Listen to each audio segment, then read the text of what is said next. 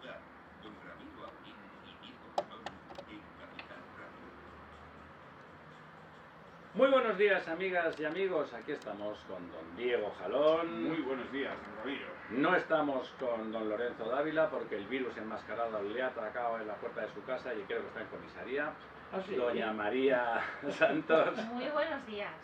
Y el ínclito, el inefable don José Luis González Valve. Muy buenos días, Ramiro y compañía. Al mando de la oficina de inteligencia buscando de todo.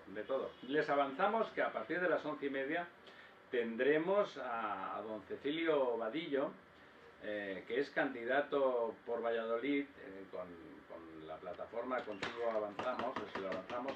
Normalmente, ya saben, no tenemos, no solemos tener políticos o no tenemos gente para las elecciones, hablamos de programas, de cosas, pero es que don Cecilio se parece a nosotros. De lo que habla es del soterramiento, habla de la necesidad de una infraestructura como motor de una ciudad. Eso nos interesa y la verdad es que aquí en esta mesa siempre hemos defendido que Valladolid sería otra y tendría mucho más futuro si eso fuera así, y por lo tanto pues ya no llámenos aprovechados, pero como estamos en línea con don Cecilio, pues lo hemos traído y ese va a ser el único político de cara a estas elecciones municipales al que vamos a tener. Bueno, dicho eso será a las 11:30, no se lo pierdan. Don Diego, ¿ha llovido? Sí, pero bueno, ¿Poco y mal? Ha llovido, está lloviendo poco y mal. Y bueno, mucho y mal en algunos sitios y poco y casi nada en otros, ¿no?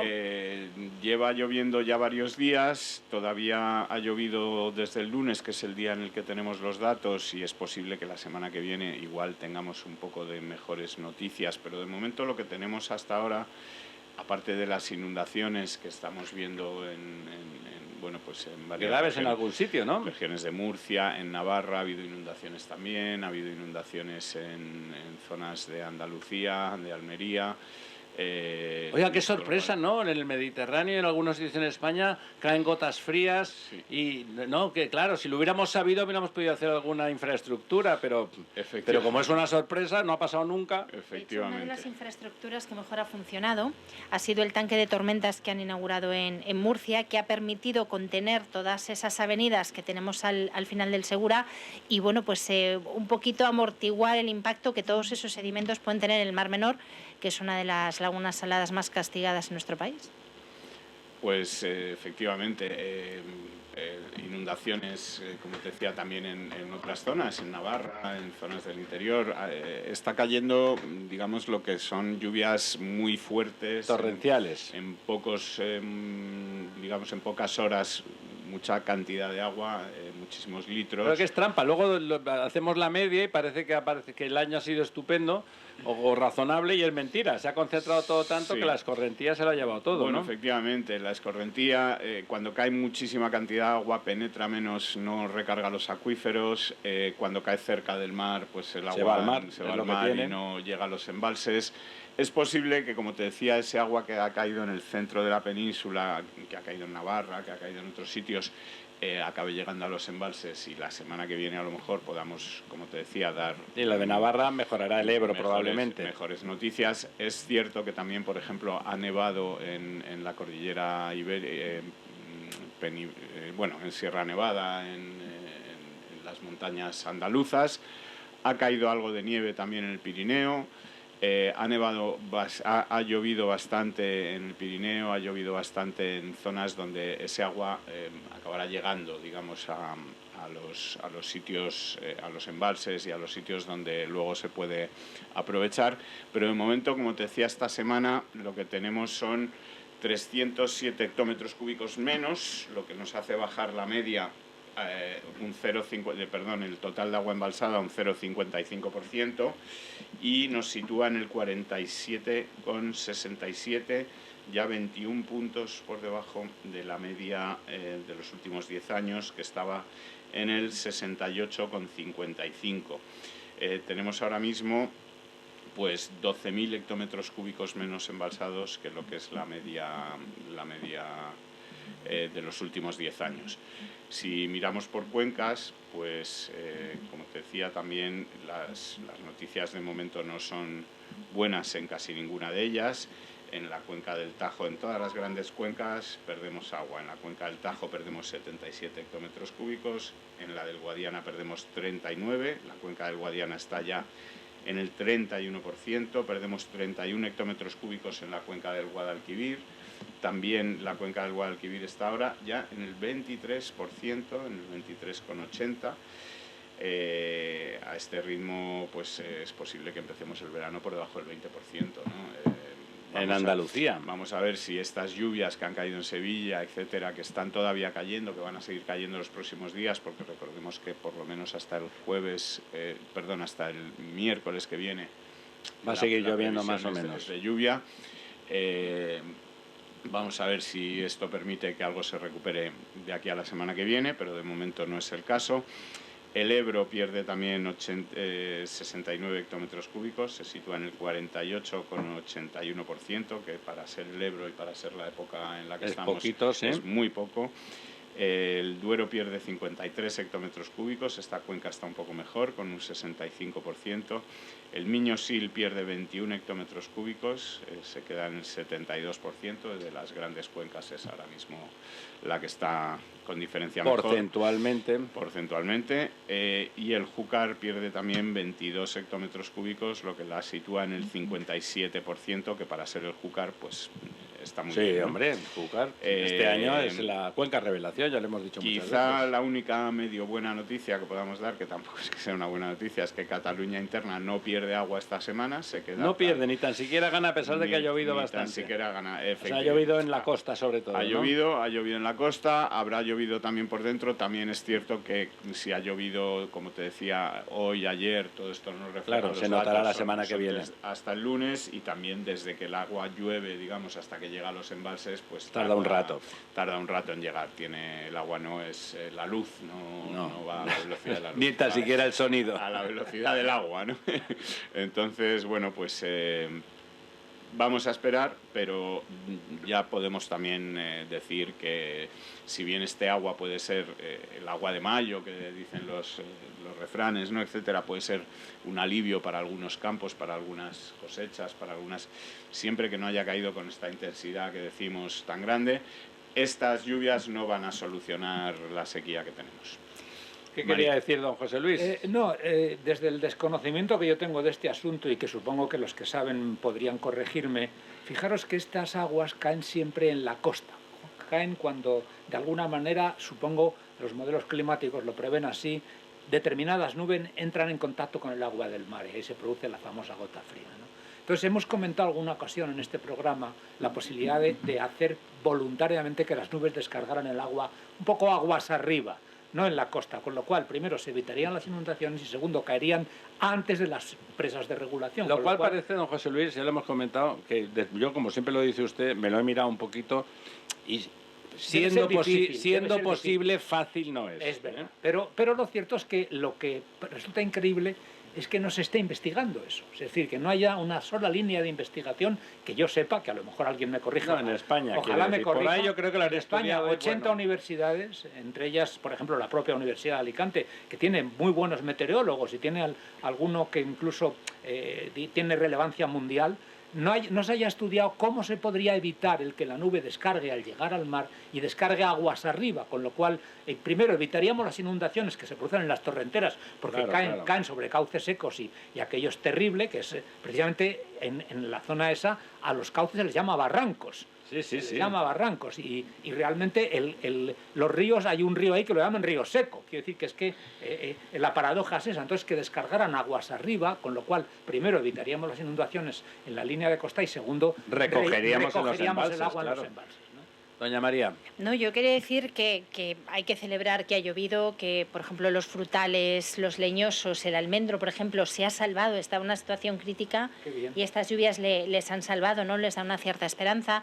Los lavandines de toda la zona de Brihuega y Guadalajara pues han celebrado muchísimo, porque ha caído en un momento muy, muy importante esta lluvia, pero ha habido mucho pedrisco. muchísimo pedrisco. También. Y eso ha sido la puntilla para algunas muchos frutales, cosechas. claro. Lo que quedaba, no hay de cereal, lo que quedaba de cereal, el pedrisco lo ha machacado. Las leguminosas en Soria y en Calatayud, en la zona del interior de Zaragoza, en Almería. Ahí toda también la ha caído cosecha, pedrisco, sí, claro, las zonas esas frías, ¿no? En Almería la cosecha de sandía se ha echado a perder, o sea, prepara el bolsillo. El pedrisco, o sea, suele caer en pequeñas superficies, no suele... Es decir, la experiencia que yo tengo de eso, y tengo poca... Seguro que doña María está hablando de datos concretos. Lo que quiere decir, por ejemplo, en esa zona que estaba yo diciendo, ¿no? de Soria y de Calatayud, estamos hablando de 20.000 hectáreas de cereal de invierno y leguminosa, lo que se ha echado a perder en ese pedrisco. Es muchísimo. En la región de Murcia, pues bueno, el sábado día 13 ya empezaron los pedriscos y se llevó toda la sandía de Lorca, se ha echado a perder. Por ejemplo, estamos hablando de daños en torno al 80% en cada parcela, que es la pérdida brutal, de la cosecha, que es que no te merece la pena ni recoger las 4 que han quedado. O sea que sí que ha llovido, es agua que era muy necesaria, lamentablemente por la situación orográfica de España y la falta de humedad que había en los suelos no absorben, hace escorrentía y arrastra todo. Y luego pues esta forma de llover torrencial y en forma de pedrisco ha sido la puntilla para gran parte de los cultivos, salvando los lechosos, el almendro que se ha salvado. Y la lavanda, me decías. Y la lavanda, todo el lavandín. Cierto, una precaución, el que le guste hoy. la lavanda, ya sabéis que más o menos a finales de junio, por ahí, los campos de lavanda de cerca de Brihuega están espectaculares. Merece Hacen la una pena fiesta muy visitarlos. importante. Y una precaución, la lavanda está llena de avispas y de abejas. Por eso hay que ir vestido de Tenga blanco. usted cuidado si se acerca, ¿no? Por eso hay que ir vestido de blanco. Porque para... las abejas no van al color blanco, ellas siempre buscan los colores que vivos. lo que se hace es que Yo se de coge blanco la ni a ver la lavanda. se coge la planta de la lavanda con la mano, de abajo arriba, y entonces tú recoges el aroma en la mano. Pero precisamente cuando tú recoges el aroma en la mano hay 10 o 12 abejas que están esperando a que pase tu mano para posarse encima y pegarte un picotazo. Bueno, las abejas pobres no están esperando eso porque se mueren, ¿no? No, claro. Las avispas no se mueren, pero Organizan un ellas sí. festival maravilloso con una cena y un concierto todos los años cuando está en eso su es lo máximo mejor, esplendor. Además, Brihuega es un sitio muy bonito. Y es una de las formas en las que la agricultura contribuye de tal manera al paisaje, es un reclamo turístico. Y lo están trabajando muy bien en Guadalajara. Es una pena que lo del agua en España es lo mismo que decía don José Luis. Rain in Spain. En el pasado decía alguna vez, ahora ya debe ser políticamente incorrecto, pero que ya no se lo tengan en cuenta porque seguramente ha prescrito el delito. Era don José Luis, decía, en España se mata poco y mal y aquí se llueve también poco y mal, ¿verdad? Llueve también poco y mal. Sí, y además, bueno, aparte de daños en los campos, pues daños en ciudades, en Alicante, en Murcia, Cartagena, locales inundados, casas... Sí, lo de siempre, ¿no?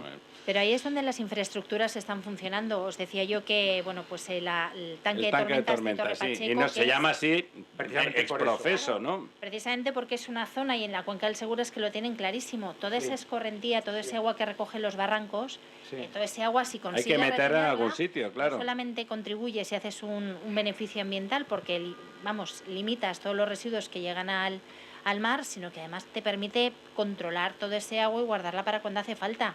En la zona de Alicante lo tienen controladísimo, en Benidorm, y este tipo de infraestructuras son muy importantes. Yo he sido ingeniero municipal del Ayuntamiento de Alicante. Nadie es perfecto. Es verdad. ¿De Alicante? Sí, he sido 3 años, ahí nacieron mis 2 hijas mayores, mis 3 hijas mayores, y uno de mis primeros proyectos, que recuerdo el nombre, era precisamente el Barranco de las Ovejas, o sea, precisamente el regular un poco la escorrentía que se produce. Y luego hicimos varios tanques de tormentas, uno espectacular, que la gente no lo ve porque está en la propia playa de San Juan. Y porque están enterrados los tanques de tormentas. Claro, en la propia playa de San Juan, porque también había mucho barranco que acaba en la playa de San Juan. Y las escorrentías, no solamente en este caso lavaban el terreno, sino que estropeaban la playa. Y se llevaban la playa, claro, muchas veces. Don Diego, vamos allá. Pues de la lluvia yo creo que... Ya está todo dicho. Bueno, a nuestro parlanchín, don José Luis, que normalmente dice cosas interesantes, lo que pasa es que hay que meterse con él, porque si no nos deja hablar a los demás. Sí que tenía un tema que ha publicado en redes estos días, que era la bofetada número 23 de la UNED. Y si me permites un tema previo, ayer por la mañana estuve en un desayuno con Maite Araluce, que es la presidenta actual de la Asociación de Víctimas del Terrorismo. A Maite Araluce le mataron a su padre los de ETA que era presidente de la Diputación de Guipúzcoa, y ella era una niña que entonces tenía 15, esto fue en el año 76, tenía 15 o 16 años, iba al colegio y algunas compañeras de colegio le enviaron un telegrama al día siguiente, no sé si fue un telegrama o qué otro Bueno, medio, sí, o una nota de colegio. Como consecuencia del asesinato de su padre, un cerdo menos. Bueno, algunas de esas compañeras ahora van en las listas de Bildu. Quiero decir que cuando... Bueno, tampoco nos extraña mucho. No, pero vamos, que cuando estamos en esa polémica de si ETA se ha terminado o no se ha terminado, bueno, pues creo que... Bueno, ETA es un sentimiento, como sí, dicen, del fútbol, ¿no? Y luego, volviendo al Next Generation, pues efectivamente estos días se ha agudizado un poco la polémica o el debate entre el Estado español y la Comisión Europea.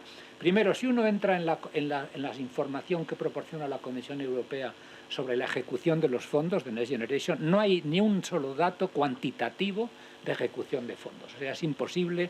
Es la primera vez, porque así como en los fondos estructurales uno entra y allí está la ejecución cuantitativa, incluso en tanto por ciento de lo que había que haber ejecutado, ya hemos comentado. Sí, además es interesante eso, porque ese dato... Pues fueron los gobiernos de Felipe González los que se llevaron casi todo el gato al agua de aquellos, y aquello estuvo muy bien ejecutado e informado, ¿no? Y precisamente mañana presenta un libro Javier Elorza que se llama Una pica en Flandes, que fue embajador de la embajada, digamos que no se llama embajada, se llama Representación Permanente de España ante la Unión Europea, pero es probablemente la más embajada parecida a una embajada. Sí. Y la que tiene más personal, porque tiene todos los consejeros de los ministerios sectoriales que van a los coreperes, pues están allí. Claro, que además ahí de verdad ahí se cuece. Ahí se cuece. Y él cuenta precisamente que en época de Felipe González se estableció el condicionante de la deuda y del déficit y la pérdida de los fondos si no se cumplían los condicionantes de deuda y déficit, que se hizo con el gobierno de Felipe González, siendo Manuel Conte el que se encargaba de esas cosas, entonces que parece que fue el que lo sugirió. Y entonces había un seguimiento cuantitativo brutal, tanto de la ejecución de los fondos... Bueno, brutal no, adecuado, ¿no? Adecuado, sí, pero vamos... para ser España brutal, ¿no? Eso es. Y también había un seguimiento cuantitativo de la macroeconomía. Deuda, básicamente deuda de déficit, recordar Maastricht, 60% máximo deuda pública, 3% máximo déficit público. Lo del 60% se ha quedado en broma. Ahora estamos justamente en el doble prácticamente, y el déficit, pues hemos cerrado con el 4,80 y tantos, creo recordar, el año 22. Bueno, a lo que voy es que no hay un solo dato cuantitativo, y entonces la Comisión, ya no solamente el Parlamento, recordar que vino la señora Mónica Hohlmeier, que por cierto es hija de Joseph Strauss, el que fue presidente del gobierno bávaro, y es europarlamentaria, y vino e hizo un informe en el que le decía al Estado español que por favor le dijera qué es lo que se estaba ejecutando realmente, ¿no? Le decía varias cosas, otra que pusiera en marcha la gobernanza, y otra que no le había gustado nada la rebaja del delito de malversación, porque podía influir en ser un incentivo para el fraude o no castigar suficientemente el fraude. Bueno, el hecho de hoy es que esa polémica sigue, y incluso la propia parlamentaria europea, y esto conviene que se sepa, le echó un cierto rapapolvo a la Comisión Europea diciéndole: no está usted siguiendo con suficiente rigidez o con suficiente rigor más que rigidez, con suficiente rigor la ejecución de los fondos. Ese rapapolvo parece ser que la Comisión Europea lo ha recogido, y ahora ha habido una serie de cartas entre la vicepresidenta Calviño y la Comisión Europea, en la que la Comisión le vuelve a insistir a la vicepresidenta en que por favor le diga cuánto se ha ejecutado, porque todavía... ¿Y quién son los grandes y le diga a los ¿no? 100 grandes, un dato concretísimo, que es que por favor le diga los 100 grandes receptores de fondos Next Generation. Bueno, parece ser que no ha habido contestación a esa carta. Hubo una contestación curiosa de la señora Calviño, no recuerdo la fecha, en la que le decía a la Comisión que esperaba que la Comisión fuera igual de exigente con los otros Estados miembros que con España. Sí, curiosamente dijo eso. Y ahora la Comisión, efectivamente... Yo copio, pero me conozco a Martínez y a Sánchez, que también, a ver si los pillan. Bueno, ¿no? total, que en resumen, seguimos sin saber cuál es cuantitativamente el grado de ejecución de Next Generation. Sí sabemos el grado de compromiso.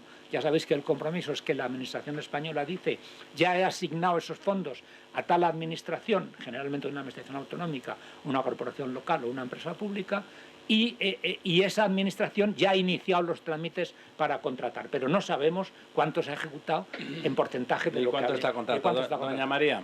Pues al hilo de lo que nos contaba don José Luis, la Oficina Europea de Lucha contra el Fraude ha solicitado ya y ha abierto 6 expedientes de vigilancia especial a 6 adjudicaciones de fondos Next Generation. ¿Sabemos a cuáles? Sí, son las de... Pues uno de ellos tiene que ver con aparcamientos tácticos implementado por el Ayuntamiento de San Fernando. La gran mayoría están relacionados con el SEPE. Y no les sabría precisar los demás. Y hay los 4 famosos de Tito Berni. Otro con la ampliación del parking del Paseo de Torroja de Tarragona. Sí, son 6 expedientes. Aparcamientos tácticos, es lo que llaman aparcamientos disuasorios a la entrada de las ciudades. Sí. Es mucho. Cuando uno dice aparcamiento disuasorio, entiende de qué va el asunto. Cuando dice aparcamiento táctico, no sabe si se van a ver unos tanques allí o algo por el estilo, ¿no? Y luego irregularidades en el SEPE, con las contrataciones del SEPE y algo que llaman Game-Based Learning. ¿Cómo? Pues formación de habilidades blandas. Sí, claro, es todo lo que es software, digámoslo así. Todo lo que es software. Lo hemos comentado en muchas ocasiones, la gran inflexión que se produce en la orientación del gasto de los fondos europeos se produce pasar del hardware al software, ¿no? Se produce en el año 2003 y se produce por la comparación entre cómo estaba funcionando Irlanda y el Mezzogiorno italiano, que estaban recibiendo aproximadamente la misma cantidad de fondos, pero en cambio el desarrollo de Irlanda era brutal. Irlanda tiene una renta per cápita ahora del orden de 60.000 euros, casi el triple. ¿Renta o PIB per cápita? PIB per cápita, perdón. Es que no es lo mismo, porque como hay tantas empresas offshore allí, ¿no? Ya sabéis que en este momento el PIB per cápita español está en los 24.000 euros, quiero recordar.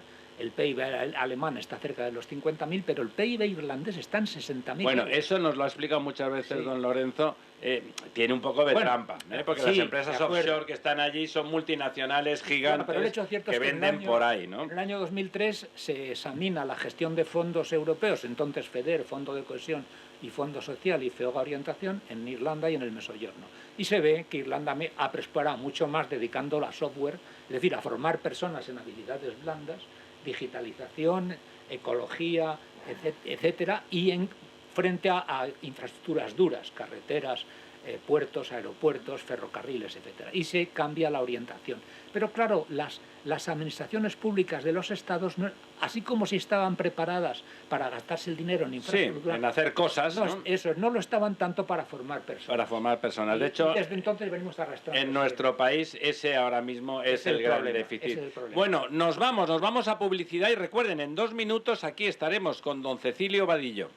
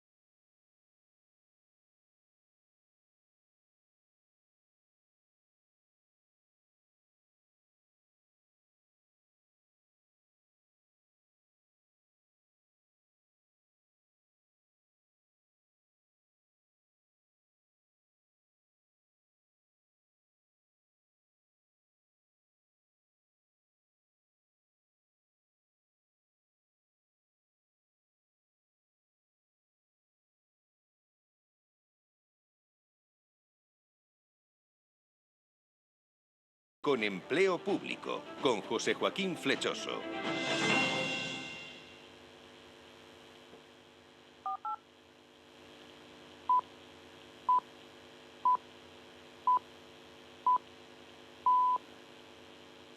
El Estado Ciudad, Capital Radio.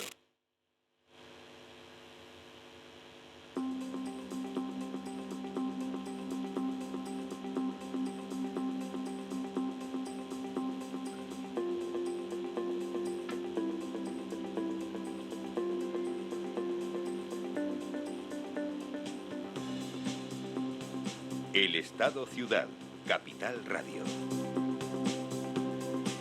Pues lo dicho, lo prometido es deuda, también por parte de don Cecilio, que parece que lo tenemos al otro lado del teléfono. Don Cecilio, ¿está usted ahí?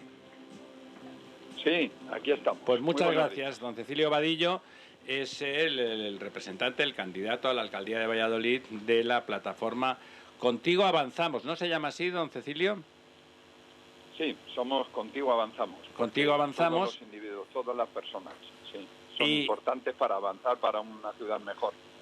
Bueno, le decíamos al principio del programa, cuando anunciábamos que iba a estar usted con nosotros, que en general no recibimos candidatos, no por nada, sino porque, bueno, el programa dura 1 hora y no nos da tiempo de plantearla lo suficientes. Pero en el caso de don Cecilio, es verdad que como su candidatura está un poco en línea con las cosas que aquí defendemos, esa cosa que dice siempre don José Luis, que hay que plantear cosas concretas, que hay que tener un tipo de inteligencia práctica, sobre todo, en general, eso sería válido en general, pero desde luego en la política municipal sería fundamental. La política municipal lo que tiene que pretender es mejorar la vida inmediata de las personas cuando salen de su casa, que tengan cerca un medio de transporte, que sea fácil acceder a las infraestructuras sociales, públicas, educativas, sanitarias que están en la ciudad, que sea fácil vivir. Vamos, tiene que hacer la vida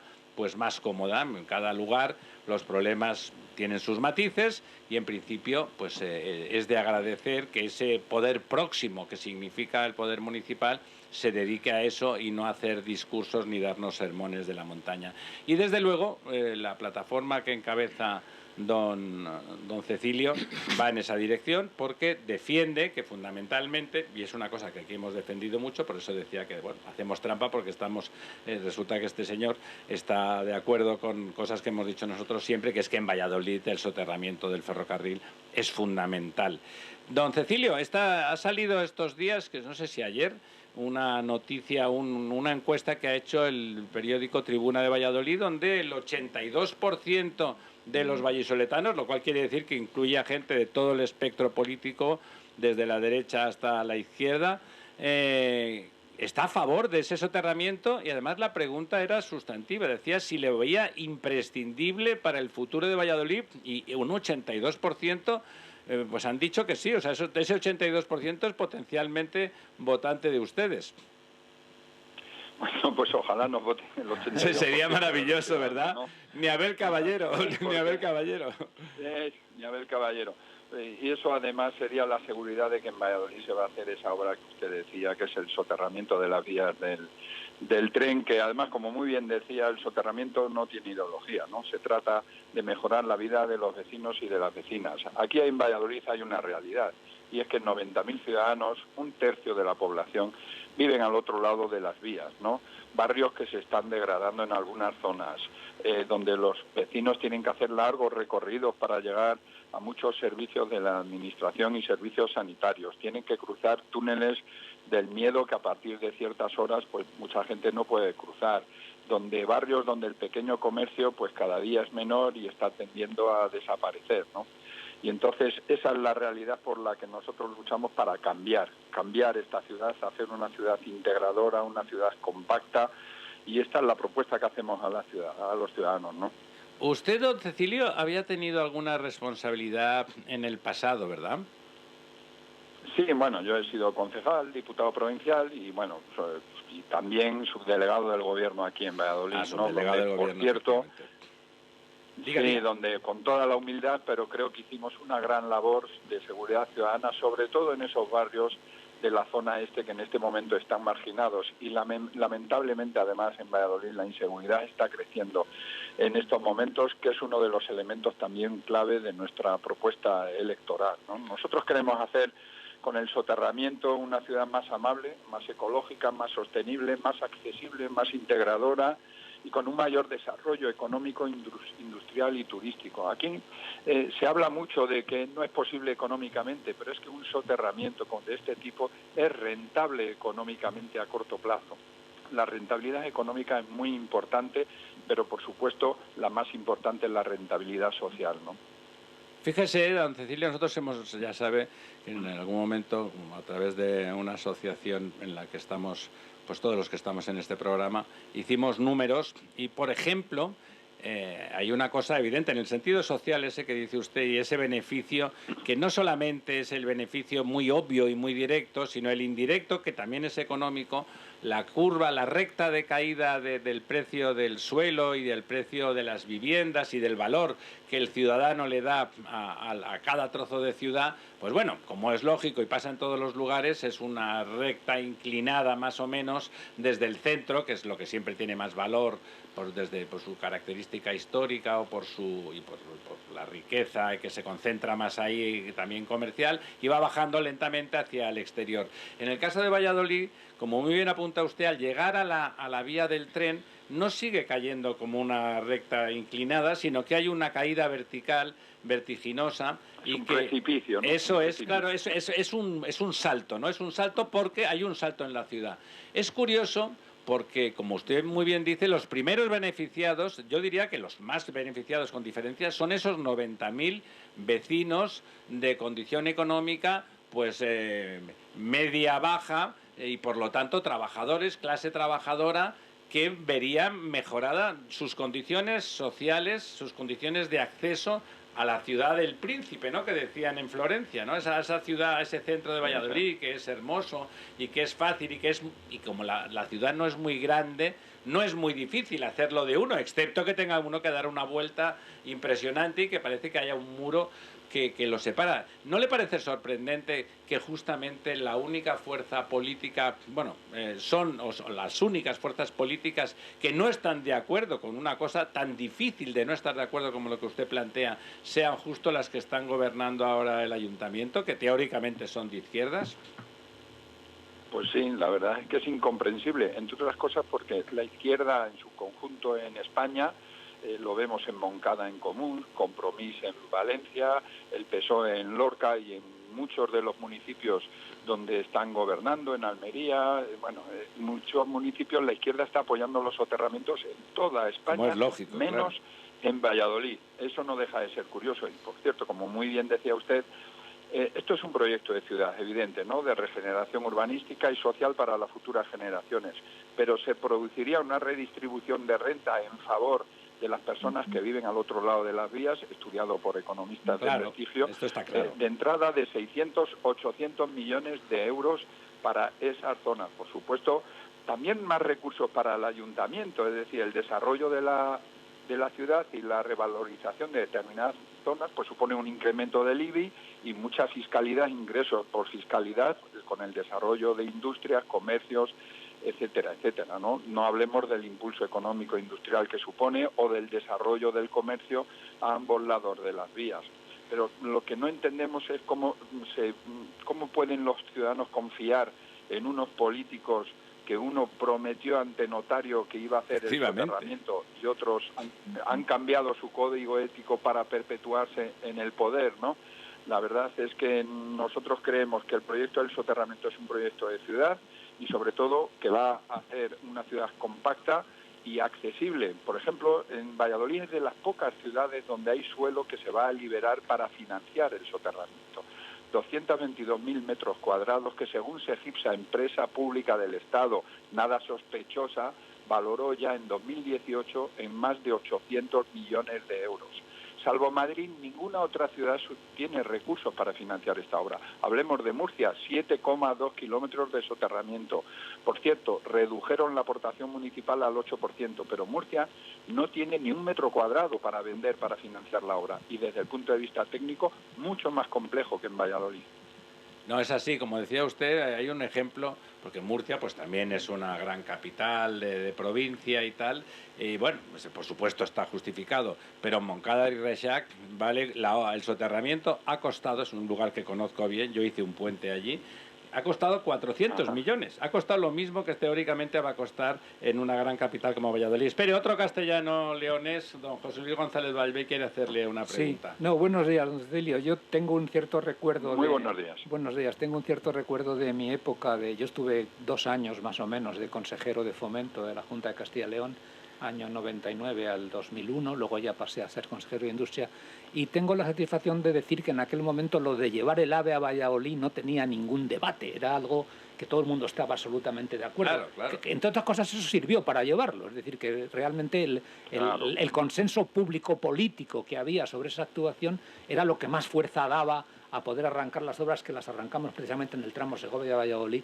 que era el que no tenía problemas, porque nos estaban poniendo el inconveniente de los túneles del Guadarrama, se querían llevar... Sí, querían llevar antes el AVE a Barcelona, porque además había un secretario de Estado catalán en aquel momento y ponían un inconveniente. No, es que no se puede, porque los túneles es una obra muy compleja, medioambientalmente muy cuestionada. Y entonces dijimos, bueno, vamos a empezar el tramo Segovia-Valladolid, que está todo en nuestra tierra, que es un tramo horizontal, que tiene poco problema de medio ambiente y poco problema técnico, y así funcionó. Pero a lo que voy es que cuando os oigo hablar de la financiación, yo lo que no acabo de entender es por qué no se intenta financiar porque ese AVE Madrid-Valladolid se financió al 75% por Europa, incluyendo los túneles del Guadarrama. Y gracias a esos... Y gracias a eso se hizo. Entonces, y el soterramiento tiene fondos, no, pero es que, potencialmente es un concepto europeo. Esto que hemos comentado antes de que no se financiaba el hardware, infraestructura, soterramiento, pero sí el software, al oíros hablar de la ruptura de inclusión urbana que supone el tren, recién el restaurar esa postura es una actuación no de infraestructura, de inclusión urbana, de inclusión social. Efectivamente. Entonces es que habría que enfocarlo por ahí. Oiga usted, es que este soterramiento no es una obra de infraestructura, es cerrar una herida que tiene la ciudad. Eso es. Es una herida metropolitana de la ciudad. Y entonces, bueno, yo no creo que sinceramente Europa no podría poner ninguna pega. Diga, don Cecilio. No. Nosotros lo enfocamos básicamente desde ese punto de vista como una obra solidaria y una obra integradora y hacer una ciudad compacta. Pero como el discurso recurrente es que es inviable desde el punto de vista económico, que se demuestra que es mentira, porque resulta que en España ahora mismo hay 16 ciudades que tienen soterramiento, 6 lo están ejecutando y 15 están haciendo el estudio informativo o el proyecto. Hombre, Valladolid no puede ser la excluida, pero como hemos dicho antes, tenemos suelo. Nos han mentido también con respecto a los fondos europeos. Resulta que los fondos europeos se pueden utilizar en Valencia, en Madrid, en Almería, etcétera, etcétera, y nos dicen que en Valladolid no. Pero nosotros, a pesar de eso, nuestros datos económicos sabemos que la obra es posible, incluso si no hubiera esos fondos europeos. Pero bueno, al margen de eso, como muy bien decía usted, esto, desde el punto de vista económico, la rentabilidad también existe. Desde el punto de vista social, es innumerable la ventaja que esto aporta. Estamos resolviendo una brecha, una herida, una cicatriz, como decíais, para siempre. Eso desde el punto... ¿Cómo se valora eso? ¿Cuál es el valor? No, pero inmenso, es que inmenso. Sí, precisamente yo creo que el plantearlo prioritariamente como una obra con un sustrato económico, en cierta forma, y perdonadme que lo diga, es una trampa. Es mucho mejor hacerlo como un sustrato social, claro. Si luego sale económicamente bien, mejor que mejor, pero hay que plantearlo como una obra de inclusión social, en la que el planteamiento económico no juega. Perdón, pero esta trampa es donde la están planteando únicamente en Valladolid. A los ciudadanos de Valencia o al poder político de Valencia hablan de cifras y de números, no. En el túnel entre Atocha y Chamartín, ¿la gente se plantea cuánto ha costado o nos planteamos cuánto cuesta una autovía? No, pero porque sabemos que esas infraestructuras tienen rentabilidad social, por lo tanto, lo importante es eso. No, y además en este caso, como tú has dicho, Cecilio, es casi la tercera parte de la población. Estamos hablando, no es una cosa, con 20.000 ya sería importante para entendernos. Cada persona es importante, todos y cada uno, pero es que hablamos de 90.000 personas y realmente... Pero es que Sí, sigue, por favor. No sé si sabéis que en Valladolid se ha hecho un soterramiento que no estaba en el convenio de 2002, en el Pinar de Antequera, de 1 kilómetro para 1.000 vecinos. Para 1.000. Otro túnel se hizo en el polígono San Cristóbal que tampoco estaba en el convenio de 2002 para pasar los trenes de mercancías. Es decir, que esto depende de voluntad política, no depende de otra cosa. Está claro, sí. No, es decir, de la misma manera que uno no plantea la rentabilidad económica de hacer un hospital o una universidad. Claro. Sí, efectivamente. Es que yo creo que ese es el camino que no me parece el más adecuado, sinceramente. Creo que, y precisamente porque por ese camino se ha tropezado. Sí, perdón. Claro, pero ese nunca ha sido nuestro camino. Es el camino que ellos utilizan frente a la ciudadanía, además con el discurso perverso de decir, es que si hacemos el soterramiento vamos a quitar servicios sociales. Claro, eso es mentira. No mienta, porque en Valencia Compromís no creo que por hacer el soterramiento quite servicios sociales, o en Moncada no creo que en Común quite servicios sociales porque se vaya a hacer el soterramiento, o en Bilbao o en Hospitalet. Ese es un discurso falso y mentiroso, pero sobre el que sustentan y convencen a la población de que no esto es posible. Esa es la gran mentira de este equipo de gobierno, del decir esto es inviable económicamente. No es verdad que sea inviable, porque todos sabemos, y los que conocéis bien estos sectores sabéis que eso no es verdad, que efectivamente es posible económicamente y técnicamente. Y si hablamos de economías inducidas en el medio plazo, eso cambia. Pues si luego hablamos del cambio de la renta de esas 90.000 personas, porque en el medio plazo va a haber un cambio de renta, si tú integras todo eso, eso queda amortizado sobradamente. Insisto. Es verdad que es más difícil de contar en una cuenta de resultados, ¿no? Pero de verdad la política lo que pretende es el progreso de las naciones. Insisto, ¿no? En que desde el punto de vista económico es discutible, evidentemente. Bueno, hablando de cuentas y precisamente yo creo que haber entrado en la vía de la discusión económica... No, si él ha entrado el señor Puente por aguantalla y no en Mendalla, porque hizo el famoso, el acta a la que se refería don Cecilio antes, delante de notario, yo lo haré, luego dijo que no se podía, y en lugar de decir, oye, me he equivocado, ha cambiado el ciclo económico, vamos a por ello, no, pues bueno, oiga, pues ahí estamos, ahí está una plataforma de izquierdas defendiendo a una parte de la población desfavorecida económicamente y que no es menor, hablamos de 90.000 personas, don Diego. Sí, buenos días, Cecilio. Diego Jalón. Me sorprende además mucho ver, por ejemplo, que este partido cercano a Podemos, con el que gobierna don Óscar Puente, base su campaña en hablar totalmente todo el rato de integración, de hacer una ciudad más cómoda, una ciudad más habitable. Pero está en contra y estar en contra, ¿no?, de digamos, la actuación que realmente integraría la ciudad, que la haría más cómoda, más habitable y todo eso de lo que presumen, ¿no? Claro, es que ellos nos hablan, además en su programa, y lo ha visto, no, una ciudad más cohesionada, igualdad entre los barrios, una ciudad accesible. Oiga, sin soterramiento en Valladolid no hay ni barrios iguales, eso es mentira, sin soterramiento. Para esos barrios, muy bien, ni integración, ni accesibilidad, ni nada. Es un discurso falso. Espacios verdes, hablan mucho de espacios verdes. Oiga, 5 kilómetros de soterramiento permitirían hacer muchos espacios verdes, mejorarían muchísimo la movilidad sostenible, mejorarían eso que quieren poner de zona de bajas emisiones, sin poder hacer aparcamientos disuasorios en esos barrios que se van a liberar, en la zona de Delicias, en la zona de Redalsa. Eso sí que permitiría hacer una ciudad accesible para toda la gente que tiene que Valladolid, también de los pueblos, a hacer gestiones administrativas. Es que tienen un discurso falso, no voy a decir hipócrita, pero es que, oiga, no me puede decir usted que todos los barrios van a ser iguales cuando lo que nos proponéis son túneles que obligan a todos los ciudadanos a pasar por debajo. Y no por a pasar por el tubo y nunca mejor dicho. No, pero además no es hipócrita, es que mienten porque es muy difícil pensar que no entienden lo que usted está diciendo, don Cecilio. Yo creo que sí que lo entienden, pero son incapaces de dar marcha atrás en una decisión que creo que no les considero tan incapaces como para no entender que lo mejor para Valladolid es el soterramiento y no la obra que ellos dicen de integración, pero nosotros decimos de desintegración, que quieren hacer con 20 túneles. Oiga, es que se van a gastar más dinero. Más dinero, no le quepa la menor duda, ¿eh? Se van a gastar más dinero, sin ninguna duda. Pero vamos, eso podríamos hacer aquí, don José Luis y yo, un estudio y en una semana demostramos que no es que valga más dinero, vale mucho más dinero, las obras son más lentas, más fragmentarias, sería un desastre absoluto, ¿no? Es tremendo que se pueda hablar de cohesionar, es decir, dicen lo contrario y lo defienden con un par, ¿no? Diciendo que los beneficios son lo de lo que usted propone, que es el soterramiento, y nos parece, por eso nos parecía...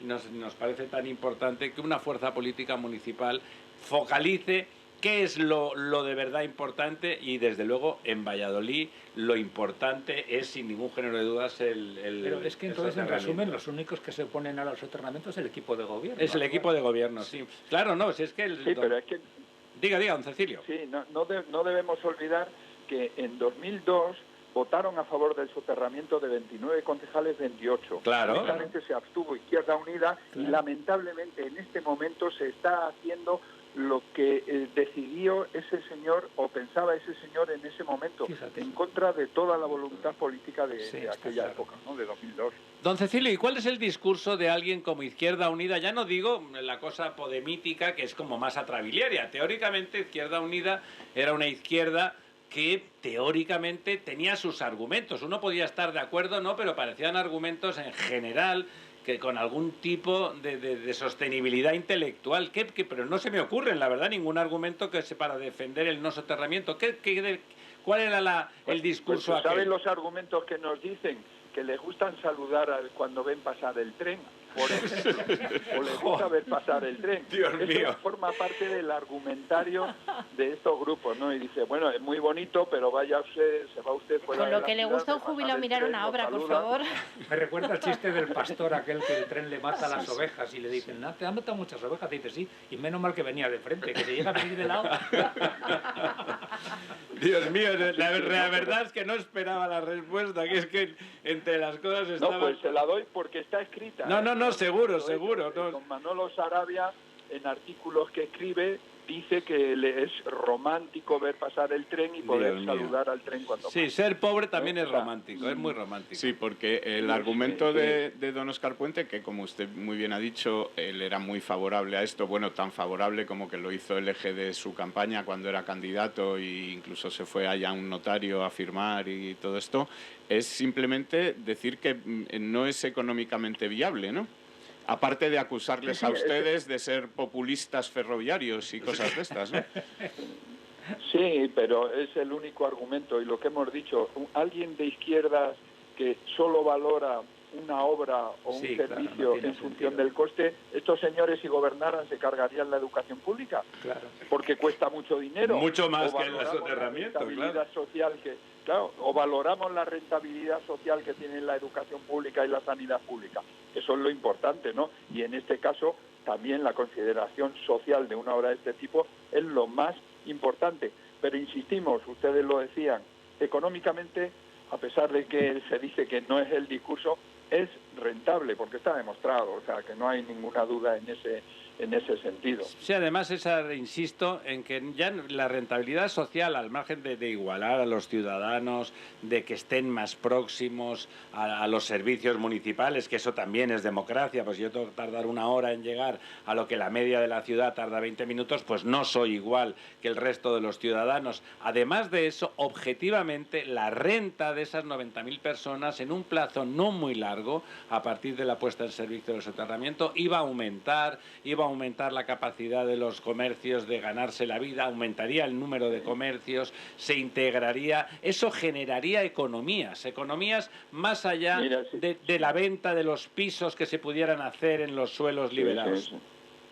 Cecilio. No, mire, si alguien se da un paseo por esas zonas al otro lado, que hemos ido muchas veces, se están cerrando el pequeño comercio. Hay calles donde había 10 tiendas y no queda ninguna, porque está desapareciendo en ese sentido. Por lo tanto, eso supondría una gran recuperación de la actividad económica, por supuesto, de todo ese entorno, pero también de toda la ciudad. Miren, nosotros fuimos a Murcia, que íbamos convencidos, pero cuando volvimos de Murcia ya estamos más que convencidos. Ahí la pelea fue social, fue dura, sí. Diga. Sí, pues apareció en un periódico económico que ya en esa zona, en la zona sur de la ciudad, sin haber acabado el soterramiento, ya se estaban haciendo inversiones desde el punto de vista económico, industrial, en la zona sur, porque eso supone desarrollo y crecimiento. Claro, tienes accesibilidad, de golpe tienes accesibilidad, efectivamente. Doña María. Yo les estaba escuchando y hablamos de retorno social, hablamos de retorno económico. Al final los servicios públicos, las inversiones, hay que mirarlas en términos globales. Y en plena transición justa que nos están vendiendo y transición verde, la renaturalización de las ciudades es fundamental para hacerlas más resilientes y adaptarlas al cambio climático. Al final toda esa recuperación de espacios, que ahora mismo son una cicatriz, como ustedes decían, se puede recuperar para espacios. Es un gran corredor verde, está dibujado, hay proyectos muy buenos, muy bonitos. Eso hay que ponerlo también en valor por todo el retorno, ya no social, sino ambiental, que nos va a aportar a las ciudades, una ciudad del centro como Valladolid, donde el calor y el cambio climático también va a hacer mella.